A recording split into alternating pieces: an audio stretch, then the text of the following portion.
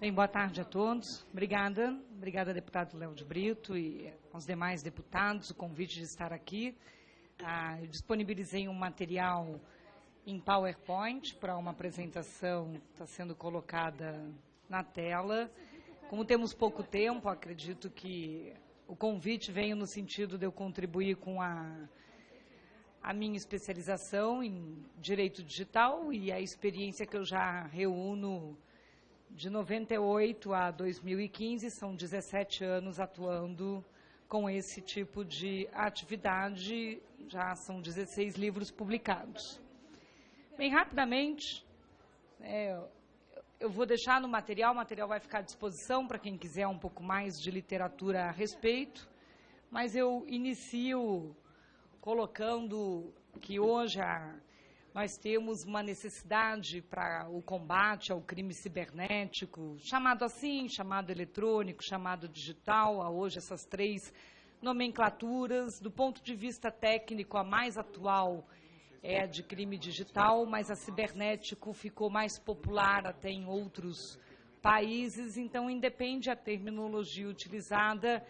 Podemos dizer que quase todo o crime hoje tem alguma faceta em meio digital. Seja o início dele, seja a sua forma de ocorrência, modus operandi, o meio em que ele acontece, seja o meio digital ser um facilitador para acesso a uma vítima, até de forma a torná-la mais, digamos assim, indefesa frente ao criminoso, assim como pode ser um fim em si mesmo quando vamos atrás ou comparamos com crimes de invasão, ataques relacionados a bombas de dados, tirar do ar um sistema, fazer até mesmo um apagão digital através de uma rede IP, aí já são novas categorias tipicamente digitais.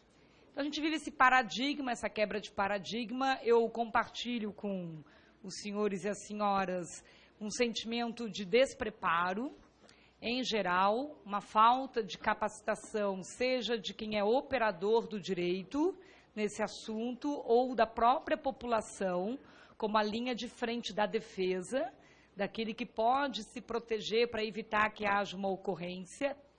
Do ponto de vista da cultura, nós no Brasil, apesar de vivermos uma insegurança na via pública das cidades e centros urbanos, as pessoas ainda têm uma postura de extrema inocência perante a rua digital chamada internet, que é uma rua aí alcançando 2 bilhões de pessoas no mundo.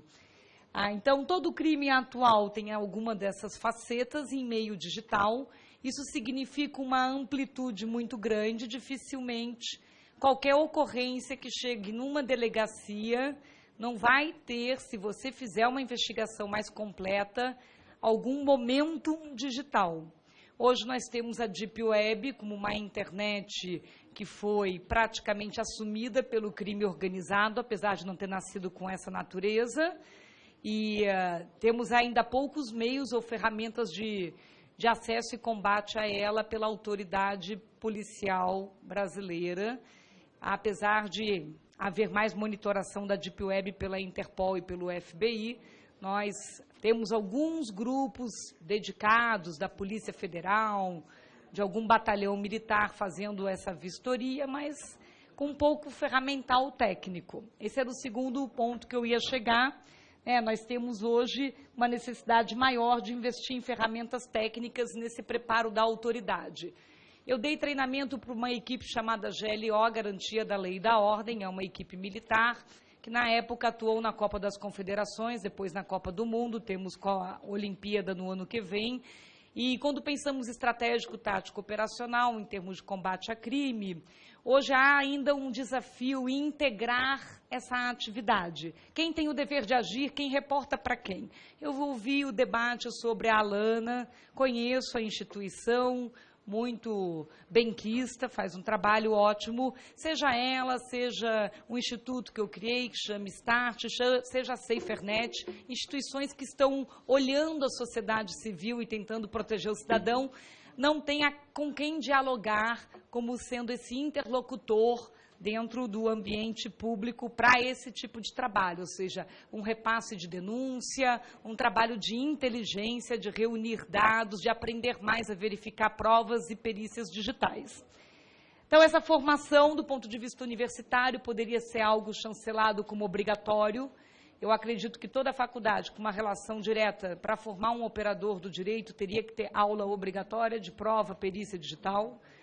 Eu acho que uma faculdade hoje de direito que não tenha nenhuma aula no laboratório informático para ensinar àquele que está estudando como aplicar a lei, como coleta uma evidência, como que eu extraio uma informação de um WhatsApp. Esse ano tivemos um aumento muito grande de inquéritos policiais, cuja instrução do inquérito é o WhatsApp. Se o cidadão comum tiver sua carteira furtada, ele sabe o que fazer. Ele vai fazer um boletim de ocorrência de furto na delegacia. Agora, se ele tem um celular furtado com dados que ele tinha ali dentro, ele já não sabe como agir. Se ele precisar juntar uma prova que está na internet, ele não sabe como agir, né? Se basta o print de tela ou se precisa fornecer o equipamento, como em muitos casos precisa, para quê? Coleta da evidência de autoria. Casos envolvendo jovens e adolescentes que são assediados por pedófilos ou são envolvidos em algum tipo de ataque de engenharia social para assalto ou sequestro, em geral, eles, por vergonha, apagam aquilo que estava localmente no seu celular e, assim, os próprios pais não imaginam que tinham que ter retirado o dispositivo da posse daquele jovem para fins de verificação e perícia na delegacia. Já vimos integrantes do Ministério Público, que eu já tive a chance de apoiar também em treinamentos, a perguntarem, terem dúvidas do que deve ser feito para a coleta de prova. Então, esse é um ponto fundamental, né? Seja a formação em nível universitário ou a campanha de conscientização da população. Há condutas não tipificadas. Me preocupa muito que paramos aquilo que havia de discussão de crimes cibernéticos, informáticos, digitais ou eletrônicos no Brasil, nos contentando com meros 4 artigos, praticamente, em termos de conduta. Apesar de toda uma evolução para atualizarmos o Código Penal, o crime dessa categoria exige penalidade mais alta, até para justificar que haja a autorização de interceptação de comunicação. Nós temos todo um modus operandi investigativo que, se não é tratado com o nível de periculosidade e de gravidade que tem hoje o crime cibernético no Brasil, e isso é alterado por lei, em termos de aumentar pena e tentar entender o que fazer, que é o último ponto, com o criminoso digital. Não podemos pegar aquele que pratica latrocínio, juntá-lo com alguém que sabe fazer phishing, que é um arquivo malicioso, deixá-los numa mesma cela por 1 ano e liberar dali o bandido versão 3.0. Né? Então, do ponto de vista da sustentabilidade, também é uma visão legislativa o que vamos fazer em termos de execuções penais, de encarceramento digital daquele que pratica o crime digital, que pode ter também como punição ter que contribuir para o combate ao crime digital, como acontece em outros países com o uso do ethical hacking.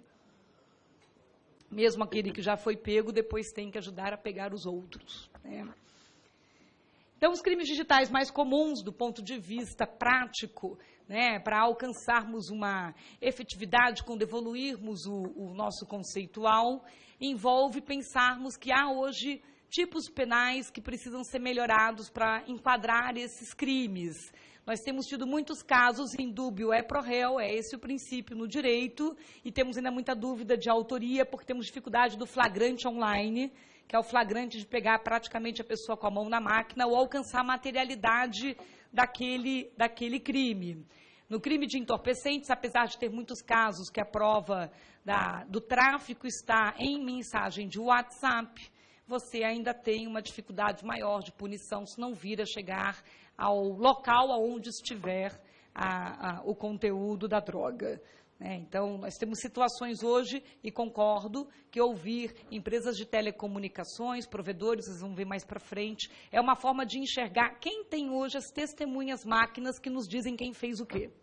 né? Enquanto não mapearmos esse fluxo de colaboração com a autoridade, que pode significar aumentar por exigência legislativa mesmo o que guardar, para quem apresentar e como, porque hoje em dia é muito fácil, pelo que ficou previsto no Marco Civil da Internet, alegar-se que por uma questão de limitação técnica não tem como apresentar aquela evidência. Isso ficou sendo algo colocado dentro da lei do Marco Civil da Internet, que ainda acaba prejudicando bastante entender o que significa uma limitação técnica para a apresentação de uma evidência digital.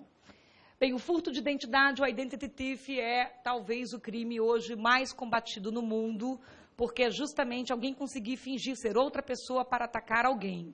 Ou ia ir dar um golpe, seja praticar uma compra falsa no nome de uma pessoa, montar um perfil falso para provocar uma difamação de uma outra pessoa. Então, isso nós vamos ver que está diretamente relacionado à discussão do modelo de identidade digital obrigatório. Tivemos aí já alguns andamentos no Brasil, mas enquanto não ficar bem resolvido o identity thief, no estado da Califórnia, nos Estados Unidos, tem pena altíssima, reclusão de 5 anos, multa altíssima, tudo para se combater eu fingir ser outra pessoa. No Brasil, nós favorecemos muito algumas práticas por uma questão de consenso social, que para nós, no Brasil, não nos choca tanto a pequena mentirinha sobre a identidade. Quem é aquela pessoa? O brasileiro, eventualmente, se faz passar por alguém, ou pede para alguém se fazer passar por ele, por uma questão de conveniência. Hoje, muitos pais permitem que filhos mintam a idade para o Facebook. Então, eles escrevem uma data de nascimento falsa para poder ter acesso a um serviço que exige idade mínima de 13 anos. Então, ao meu ver, a gente acostuma as pessoas desde pequenininho a praticar o 307 do Código Penal. Eu acho que mentir uma identidade para enganar os outros na internet ou praticar um crime deveria ter uma pena, com certeza, muito maior do que a que tem hoje. O estelionato digital, bem, a fraude eletrônica, o estelionato digital. Hoje temos o golpe da loja online fantasma, quando vai chegando a época de Black Friday, isso aumenta bastante. Isso é algo que afeta diretamente o cidadão. Diretamente. E a maior parte desses crimes, ou não identificamos autoria, ou não conseguimos enquadrar completamente no tipo penal. Crime de furto, 155 do Código Penal. Ele trata de que é furto tornar indisponível coisa alheia móvel. Tornar indisponível significa se eu tenho, você não tem. Isso é da época ainda física. Nós construímos um conceito do furto de bens intangíveis, como é o furto de energia e o furto de sinal. Mas quando falamos de furto de dados, que é o Ctrl-C, Ctrl-V, que alguém entrar e levar uma informação, isso não conseguimos aprimorar. Melhoramos com a legislação de crimes eletrônicos, apelidada de Carolina Dickmann, o crime de invasão. Mas não o furto, Alguém levar uma coisa que não era dela. O Ctrl-C, Ctrl-V, tivemos dificuldade ainda do quê? De redigir. A redação técnica para leis sobre esse assunto é desafiadora. Não só no Brasil, em outros países. Porque, senão, a gente facilmente enquadra uma conduta lícita numa ilícita. E realmente envolve todo um estudo aprimorado de como está sendo feito. Temos muitos avanços sobre esse tema, principalmente ali na Europa, Alemanha, Reino Unido porque teve Olimpíadas da última vez e assim por diante. O golpe do boleto falso e o golpe do aplicativo falso. Ainda me admira muito o quanto que não há um compromisso de se orientar o cidadão a se proteger nesse ambiente. Por que aumentou o golpe do aplicativo falso? Não sei se vocês têm o hábito de baixar qualquer aplicativo só porque é de graça. Vivemos esse problema. Não existe almoço grátis, as pessoas acham que porque de graça está tudo bem. Antigamente, os antigos diriam que se de graça, desconfie.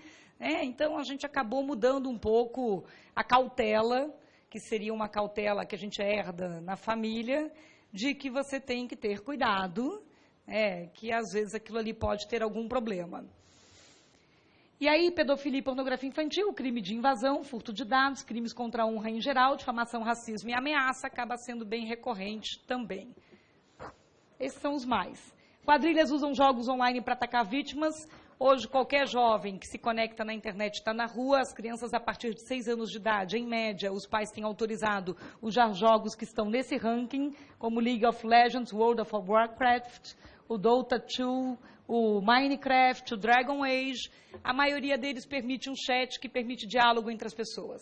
Se antes alguém ligaria na casa de alguém e diria, quem está falando? Hoje o bandido salva a vida daquele jovem no jogo digital. Vocês acham que o jovem não vai contar tudo para ele depois? Achá-lo o seu herói? Você me salvou no jogo. Então, assim, está muito fácil entrar dentro da residência da escola. Não existem muros nem paredes mais na porta da sociedade digital. Está sem essa proteção. Essa proteção física não segura o crime digital. A pornografia infantil cresce. A Deep Web tem tido ambientes como esse, o Onion Pedô, com vídeos de pornografia infantil. Muitos aplicativos falsos baixados acionam no tablet daquela criança a câmera, filmam a criança de baixo para cima, em ângulo sensual, e mandam para o Onion Pedô. Então, quando a gente for olhar, é lógico que existe uma força-tarefa que não vai funcionar se não for por imposição legal, por lei. Ou eu obrigo um fabricante, como fizemos com a indústria automobilística, que segurança vem de fábrica, ou não. Se cinto de segurança não viesse obrigatório de fábrica, será que nós escolheríamos colocar? E aí o porquê todo o resto, o antivírus e todas as outras questões. Estou vendo meus minutinhos aqui, me avise, por favor. Tá ali, tá ótimo, 6 minutos. Aqui é o do boleto falso, também acontece por um vírus instalado no equipamento. Muitas universidades estão sofrendo com esse tipo de golpe, que acaba afetando a relação dela com aquele aluno, que paga um pagamento online em qualquer máquina, que troca o código de barras. E aí, claro, que se tivéssemos campanha de segurança pública digital em televisão, em rádio, obrigatória, foi previsto no Marco Civil da Internet, mas não está acontecendo, mas tem que ser algo forçado para todo e qualquer que hoje ganha dinheiro com a economia digital. Seja um provedor de conexão, uma empresa de telecom, um fabricante de celular, um fabricante de tablet, se todos orientassem sobre isso, obrigatoriamente, como fazemos com outras indústrias. A indústria da tecnologia é a única que faz recall sem obrigação legal. Ela diz que é uma atualização. Aqui mostra, a Apple Store sofre seu primeiro ataque, onda de malwares. 344 aplicativos falsos dentro da Apple Store. Digam os senhores e as senhoras, quando alguém brasileiro entra numa Apple Store, ela acha que lá dentro ela está baixando um aplicativo que é o criminoso, que é o bandido na sua máquina. Qual a probabilidade desse cidadão se defender? E qual a colaboração para saber de onde vem aquele aplicativo? Hoje o problema é que aquele que desenvolve esse artefato malicioso não tem punição. Nós chegamos no máximo naquele que faz a transferência da conta do dinheiro de uma pessoa para outra pessoa, e olha lá, se não tiver envolvido um laranja. Então, nesse modus operandi, tendo mais tempo daria para explicar, eu ensino isso hoje nas aulas para a faculdade, para a polícia e tá, como que o phishing, que hoje virou aplicativo, não é mais o clique aqui por e-mail, é o golpe do aplicativo, mas está em algum lugar sendo baixado. Então, aqui também, Facebook, com a lojinha do Android, aqui a mesma coisa, o Cowboy Adventure, Jump Chess, ou seja, são joguinhos. Hoje, qualquer cidadão brasileiro, também qualquer cidadão de outro país está sujeito a isso. De repente, eu tenho a Cracolândia digital. Eu estou na rua escura digital. Com alguém chancelando com uma marca e vem até aqui, o que você baixar, problema é seu, o risco é seu. Por sua conta e risco, meu termo de uso me garante que a segurança não depende de mim. Coloque um bom antivírus, um bom anti-spy. Era a cultura do brasileiro para botar antivírus no celular. Quem de vocês tem antivírus no celular? Todos? Todos, por favor. Dos filhos também, qualquer parente ao redor. Pior, sabe qual que é? O aplicativo que finge que é um antivírus gratuito. Você baixa, ele é o vírus. Não, é impressionante isso. Google remove aplicativos falsos que atacavam Caixa Econômica e Banco do Brasil. Remove, fez uma gentileza. E a responsabilidade? Onde está a responsabilidade? Aplicativos falsos do Minecraft no Google Play. Meu filho tem 8 anos de idade, gente. Qual a probabilidade? Ele tem um tablet, o aplicativo é gratuito, ele não precisa do meu cartão de crédito, ele baixa isso daqui e aquilo passa a se tornar já algo que pode depois até vir a pegar o meu cartão de crédito na hora que eu usar o tablet dele para ajudá-lo a comprar alguma coisinha para o jogo. Querendo ou não querendo, por omissão, negligência, inação, que seja, existe um ambiente propício para que uma quadrilha ataque pessoas numa arapuca digital com uma característica de local seguro e idôneo. É assim que a gente entra nesses lugares na internet. Aqui também, mesma coisa, um vírus disfarçado de emulador do Nintendo, roubando dados do Android, assim por diante. Isso aumentou muito. Uma dupla suspeita de fraudes relacionadas a isso em bancos foi achado aqui no Brasil. O brasileiro, inclusive, exporta técnicas para ataques. Nós somos muito criativos e somos também bem especializados em explodir caixa eletrônico. Também exportamos isso para o Chile e para Portugal. 2 pessoas são vítimas de golpe a cada 5 minutos no Brasil. A grande questão não é só o preparo da polícia, a falta de treinamento, a falta de ferramenta, a capacidade de gerar uma punição mais elevada, a capacidade de guarda de prova e leis mais fortes relacionadas a combate de crime, que não dá para parar no que a gente fez nos últimos 10 anos. Aí, sites já atacados, vários casos aí para vocês olharem no material. Eu trouxe bastante caso. Eu vou só agora colocar na conclusão. Hoje se discute, nós já temos no Reino Unido, aqui colocando que a testemunha da era digital é a máquina. Quem tem uma máquina pode ter que ser chamado a depor, porque foi a máquina que viu o que aconteceu. É isso. Não sei se a máquina colaborou, participou, se existe então até uma responsabilidade pelo dono da máquina. Mas, em princípio, ele é chamado como testemunha e, se não apoiar de forma rápida, não temos nada. Hoje a prova é digital. Esse conjunto de zeros ou uns é a nossa grande prova digital. Como proteger o cidadão?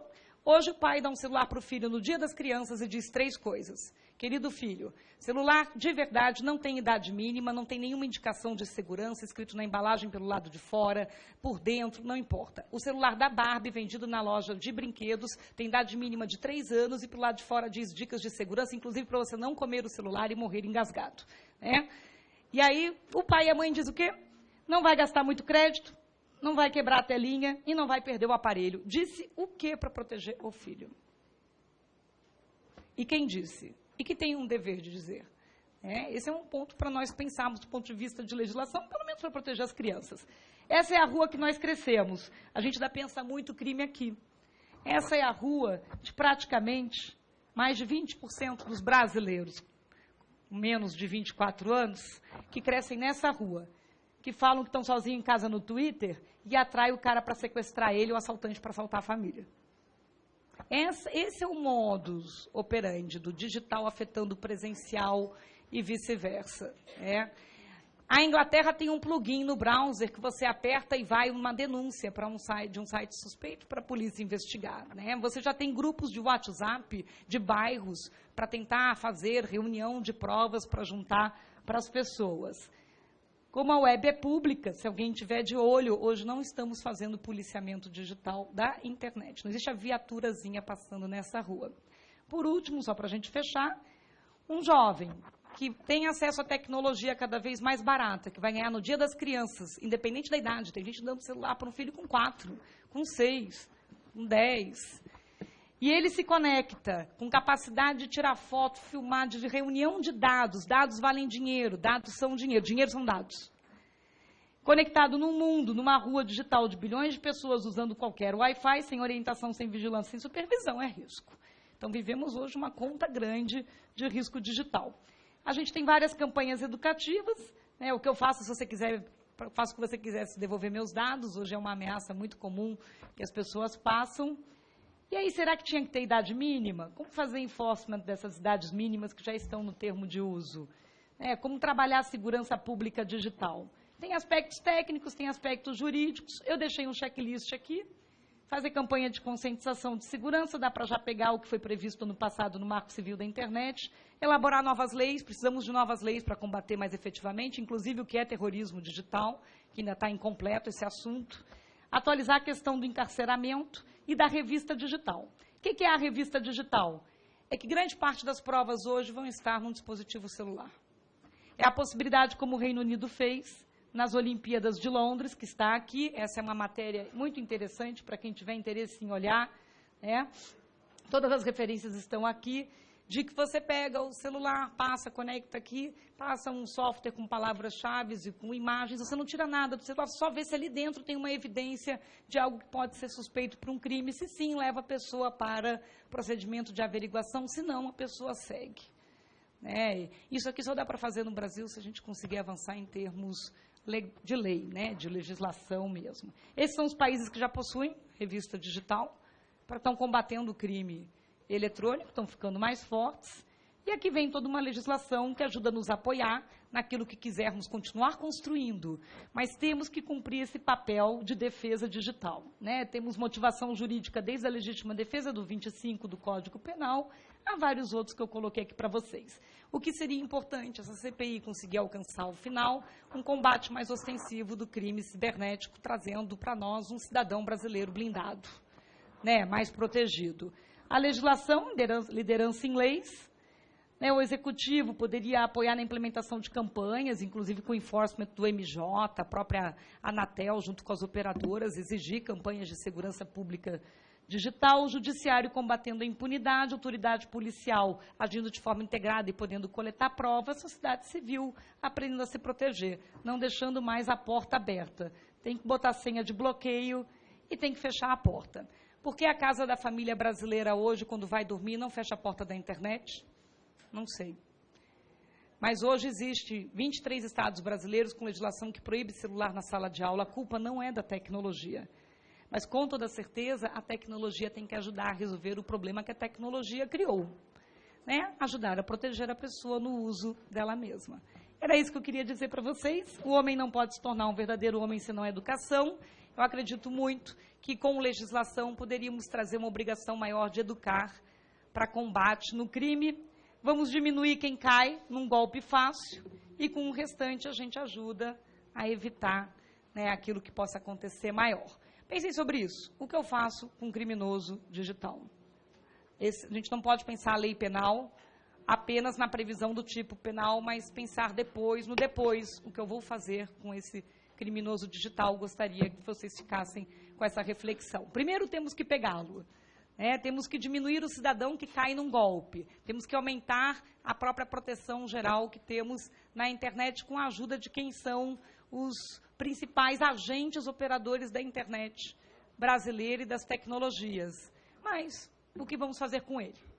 Acho que isso daí seria importante de refletir. Os outros países têm colocado em prisão domiciliar ou em presídio de segurança máxima. Ou é um caso, ou é o outro caso. Mas tem que fazer encarceramento digital, senão ele continua lá preso, operando e assaltando e furtando todo mundo pela via digital. Uma grade física não segura o novo bandido da internet. Obrigada.